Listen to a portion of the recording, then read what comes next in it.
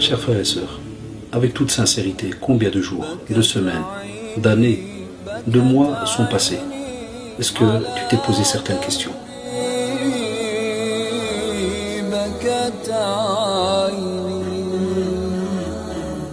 Combien d'erreurs ont été commises? Combien de péchés? T'es-tu posé la question, est-ce que tu te rappelles de ce que tu as fait durant toute cette période? Sais-tu aussi que les anges ont noté cela, qu'Allah subhanahu wa ta'ala t'a vu? Dans quel état es-tu?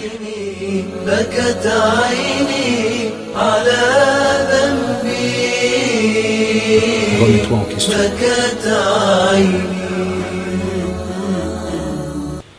Bismillah ar-Rahman ar-Rahim. إن الحمد لله نحمده تعالى ونستعينه ونستغفره ونعوذ بالله من شرور أنفسنا ومن سيئات أعمالنا من يهده الله فلا مضل له ومن يضلل فلا هادي له وأشهد أن لا إله إلا الله وحده لا شريك له وأشهد أن محمدا عبده ورسوله وبعد أيها الإخوة والأخوات السلام عليكم ورحمة الله وبركاته. La fois passée, donc, nous avons parlé brièvement sur tout ce qui tournait autour de la bonté vis-à-vis des parents. Nous avons donné quelques conseils, alhamdoulilah, par rapport à ce sujet très très important pour nous. Aujourd'hui, Inch'Allah, nous allons parler en quelque sorte des conséquences du uquq. Vous vous rappelez, on avait expliqué justement ce mot, le uquq, lorsque donc quelqu'un fait, subhanallah, un acte vraiment, entre guillemets, rabaissant, de désobéissance, un acte qui va nuire, comme l'avait dit Ibn Hajar al-Asqalani, rahimahullah, un acte qui va donc nuire à nos parents. Et je vais citer quelques points, Inch'Allah, aujourd'hui, pour un petit peu nous pousser à réfléchir et se dire, j'espère, auprès d'Allah subhanahu wa ta'ala, que je ne me retrouve pas dans un de ces points-là. C'est ça un peu le but de notre rencontre aujourd'hui. Le premier, wallah, et si jamais tu es quelqu'un qui est mauvais vis-à-vis de tes parents, attends-toi, la première chose qui est que tu vas être privé des invocations de tes parents. Wallah, pourquoi? La vie du musulman, comme vous le savez, est semée d'embûches. Alhamdulillah, on a des épreuves. Allah subhanahu wa ta'ala nous l'a rappelé. Linabluwakum ayyukum ahsanu amala. C'est-à-dire, on va vous tester durant cette vie pour voir lequel d'entre vous est meilleur dans ses actions. Et subhanallah, lorsque on a des parents qui sont autour de nous, qui sont encore vivants, et que, comme l'a dit le prophète sallallahu alayhi wa sallam, dans une tradition, Allah, il nous fait peur parce qu'il nous dit celui qui a pu avoir ses parents vivants à ses côtés et il n'a pas pu profiter de leur présence, il aura perdu. Wallah, tu auras tout perdu, Akhi. Chère sœur, la même chose, tu auras tout perdu. Et on se dit alors à ce moment-là, une des choses que l'on gagne, et on le sait dans les traditions, parce que dans les traditions prophétiques, on nous apprend que parmi les invocations exaucées sont celles de nos parents. Mais on espère que ça soit dans le domaine positif. Puisque en général, si jamais tu es quelqu'un de mauvais avec tes parents, il y a deux solutions. Soit tes parents ne vont plus invoquer Allah subhanahu wa ta'ala pour toi, soit tes parents vont alors invoquer, mais en mal contre toi. Et ça, c'est une musiba. Wallahi, ya shabab. Et ici, attention les jeunes, parce qu'il y en a beaucoup qui mélangent. Je parle lorsque tu as vraiment commis une injustice. Parce qu'il y a des jeunes qui nous contactent, qui nous disent Wallahi, moi je ne fais rien de mauvais vis-à-vis de mes parents. Et alors, des fois, ils ont des parents qui ont un caractère un peu dur, impulsif, et ils invoquent contre eux. Ça n'a rien à voir. Là, au contraire, tu restes calme et tu les laisses invoquer. Il n'y a pas de problème. Ici, wala'idhu billah, j'ai peur pour ceux qui savent qu'ils commettent des actes graves vis-à-vis de leurs parents. Et, wallahi, une des choses qui va leur arriver, c'est que si jamais la langue de leurs parents et leur bouche va bouger contre eux, ils ont perdu sur terre et dans l'au-delà. Et c'est pour cela qu'on vous dit, faites attention.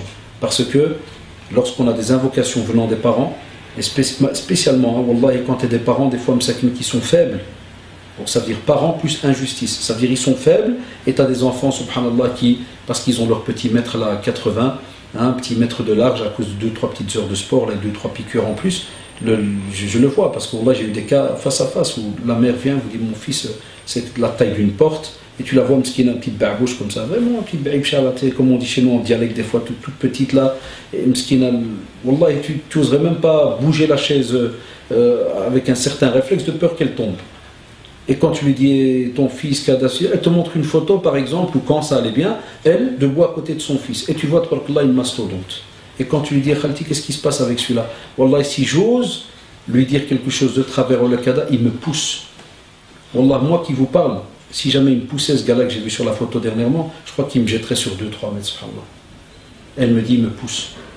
qu'est-ce que je dois faire avec lui? Elle me dit, il ne me reste plus qu'une solution, c'est d'invoquer Allah subhanahu wa ta'ala contre lui. Je dis non, Khati, abadan, s'il te plaît, il ne faut pas. Il faut ameuter la famille, pousse-le à ce qu'il accepte de venir nous parler, ou bien, mais n'invoque pas contre lui. Parce que ce jeune, wallahi, vous voyez cette taille-là, on a eu des fois des cas, dans certains quartiers, on a vu des jeunes qui étaient des forts et tout ce que vous voulez, puis du jour au lendemain, le gars il se retrouve, wallahi, comme un ver de terre sur son lit. Ça peine s'il bouge, il se tord de douleur, de ceci, de cela, et il se demande. Mais ceux qui les connaissent, ils nous disent, wallahi, écoute, c'était un petit msrout là, sa mère, des fois par la fenêtre, elle n'arrêtait pas d'invoquer contre lui. Elle n'arrêtait pas ceci, elle n'arrêtait pas. Donc il y a même des gens sur terre qui témoignent contre lui. On ne voudrait pas, wallahi, être de ce style-là, d'officier Shabbat. Aussi être touché par la colère d'Allah subhanahu wa ta'ala. Parce que le prophète sallallahu alayhi wa sallam nous l'a rappelé. Il a dit, si vous voulez la satisfaction d'Allah subhanahu wa ta'ala est dans la satisfaction justement des parents vis-à-vis de toi. Et la colère d'Allah subhanahu wa ta'ala est lorsque tes parents sont en colère vis-à-vis de toi. Donc là, il faut faire attention par rapport à ces deux situations-là. Parce qu'on peut automatiquement et très rapidement se retrouver, wallahi, dans un moment où nous-mêmes avons, entre guillemets, allumé nos parents par rapport à certaines choses. Et je le rappelle de nouveau, pas une colère qui vient de chez eux, comme ça alors que tu n'as rien à voir, mais c'est parce que tu sais que pertinemment bien tu as fait telle et telle chose qui leur déplaît. Aussi, lorsque tu es quelqu'un, subhanallah, qui est mauvais vis-à-vis de tes parents, tu as déjà la perte du respect des autres vis-à-vis de toi. Parce que subhanallah, on a remarqué que certaines personnes, lorsqu'ils ont comme ça ce caractère très mauvais vis-à-vis des parents, wallah, ça reste très rarement secret. Parce que ce sont des gens qui, un jour ou l'autre, commettent l'erreur encore la plus grave, c'est qu'ils montrent leur méchanceté, même devant d'autres membres de la famille. Et tu les vois aussi réagir, subhanallah, d'une manière comme si ils s'en foutent de ceux qui sont autour d'eux. Wallah, comme s'il n'y a personne. Vas-y, lève la voix, il a besoin, qu'est-ce qu'il y a, vous m'embêtez, vous me faites. Wallah, les gens, alors à ce moment-là, il s'est connu, les gens commencent alors à se dire, subhanallah, est-ce que c'est ça le comportement d'un musulman? Est-ce que c'est ça le comportement d'un fils ou d'une fille, subhanallah, qui respecte sa mère ou son père? Et on les voit des fois dans nos quartiers, des parents qui doivent crier par la fenêtre et subhanallah, supplier leur enfant, leur garçon, leur fille, rentre, reviens. Hein, on voit des fois des jeunes sortir à des minuit. Wallah, des fois, vous rentrez à minuit, 1h, vous voyez des jeunes sortir et des fois, tu as une mère par la fenêtre qui supplie. Ah, reviens, s'il te plaît, l'île, c'est la nuit, où tu vas? Et l'enfant, wallah, il passe comme si de rien n'était. Puis quand tu lui dis, taqillah, qu'est-ce que tu fais, kada, c'est à peine s'il vous regarde. Regardez où est-ce qu'on est arrivé, subhanallah, dans nos générations ici qui sont nées en Europe, alors qu'on n'avait pas connu cela, vraiment bien un petit pourcent, très petit vraiment, qui osait faire ce genre de choses. Et c'est pour ça que le prophète sallallahu alayhi wa sallam nous demande justement dans la tradition authentique, préserve l'amour de ton père, ne le romps pas, sinon Allah subhanahu wa ta'ala effacera aussi ta lumière. Quatrième point, la haine aussi des gens envers celui qui pratique. Premièrement, on a dit, manque de respect des autres. Et tu perds même de prestige à côté d'eux. Et deuxièmement ici, c'est quoi? C'est la haine vis-à-vis de toi. Parce que Allah est celui qui en général est comme cela. Allah subhanahu wa ta'ala, on a une belle tradition prophétique qui dit que quand Allah subhanahu wa ta'ala aime un serviteur, il appelle Jibril alayhi salam. Et lui ordonne, il lui dit, appelle dans le ciel et dit que j'aime tel ou tel serviteur. Et les habitants alors à ce moment-là du ciel l'aiment. Et il ordonne aussi que ceux de la terre, ceux qui demeurent donc sur terre, l'aiment aussi. Et tu vois comme ça, il y a des gens qui sont aimés par les autres, subhanallah. Il y a des personnes, wallah, et la deuxième partie, c'est ça qui nous touche maintenant. Quant à celui qu'Allah subhanahu wa ta'ala n'aime pas, il prévient aussi Jibril alayhi salam. Il dit qu'il n'aime pas donc tel et tel serviteur. Et à ce moment-là, subhanallah, il va prévenir ceux du ciel. Ils vont le détester et il va même mettre cela, cette haine, vous allez la retrouver même sur terre, subhanallah. Et wallah, je crois, chers frères et sœurs, vous avez remarqué que des fois, il y a des personnes, à peine il vient, tu sens directement, ça ne va pas. Alors qu'il peut être des fois bien habillé, tout ce que tu veux, mais ça ne va pas, ça ne passe pas. Puis des fois, 2 fois, 3 fois, il arrive alors qu'un jour, subhanallah, comme ça, par une advertence, quelqu'un vient te dire, hey, tu connais celui-là? Et là, c'est comment il est avec ses parents, que des fois tu l'arrêtes, c'est normal, c'est que tu dis stop. Des fois, tu dis, wallah, frère, je m'excuse, wallah, je te le dis, pas pour parler sur son dos, vous connaissez le système, non, mais c'est pour que si tu le vois, après tu le conseilles, wallah, on le sent à des personnes, subhanallah, directement, il y a comme un rejet, subhanallah, et on a peur que ce soit par rapport donc à cela. Celui aussi qui désobéit à ses parents doit s'attendre, wallah, et on ne l'espère pas, mais il doit s'attendre. Mais on ne connaît pas le futur. Al-Ghaib, la ya'lamuhu illallah. Le monde de l'inconnu, il n'y a qu'Allah subhanahu wa ta'ala qui le connaît. Mais on a peur que ses enfants lui fassent la même chose. Faites attention, il y a un hadith qui tourne très souvent. Kama tudin ou tudan, il est da'if, il est faible. C'est-à-dire comme tu as fait, on te fera. Il est faible. Donc comme ça on est clair. Mais subhanallah, on a remarqué dans la pratique que certains cas sont arrivés. Et par exemple, l'Asma'i, rahimahullah, il raconte, il dit qu'un jour, il y aura une drôle d'histoire. Donc ils vont passer devant un puits et vont remarquer qu'il y a une vieille personne qui tire donc une corde pour monter de l'eau. Et derrière, il y a un jeune avec un fouet, il frappe cette personne.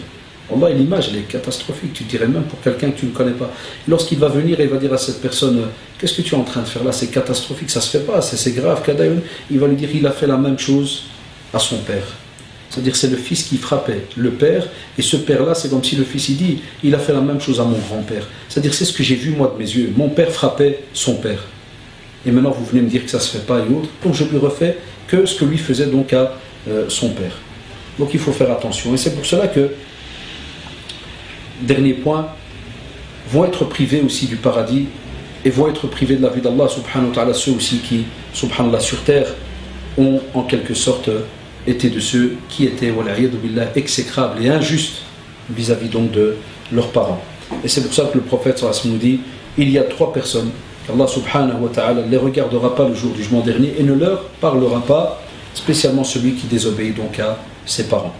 La femme aussi qui veut ressembler aux hommes et celui qui accepte le péché donc sexuel chez lui et chez les membres de sa famille. Ad-dayyuth, ça veut dire que plus de pudeur, plus rien, il accepte n'importe quoi, n'importe qui, pour sa fille, pour sa femme, donc aucune pudeur, aucune fierté, rien du tout. Wallah, et ces 3 catégories-là, on invoque Allah subhanahu wa ta'ala pour que l'on ne soit jamais, jamais, jamais de ce genre de personnes ou de personnages qui fonctionnent comme si subhanallah ils étaient donc les seuls sur terre et qui n'ont jamais eu besoin de parents ni quoi que ce soit. Et comme vous l'avez remarqué, les gens les détestent, Allah subhanahu wa ta'ala les déteste, les habitants du ciel les détestent, et comme vous l'avez remarqué le jour du jugement dernier, ni il leur parle, ni il les regarde. Qu'Allah subhanahu wa ta'ala, chers frères et sœurs, nous préserve donc de cette situation. Subhanakallahumma bihamdik, nashhadu an la ilaha illa anta astaghfiruka wa natubu ilayk. Subhana rabbika rabbil izzati amma yasifun, wa salamun ala al-mursalin, walhamdulillahi rabbil alamin. Wassalamu alaykum wa rahmatullahi wa barakatuh.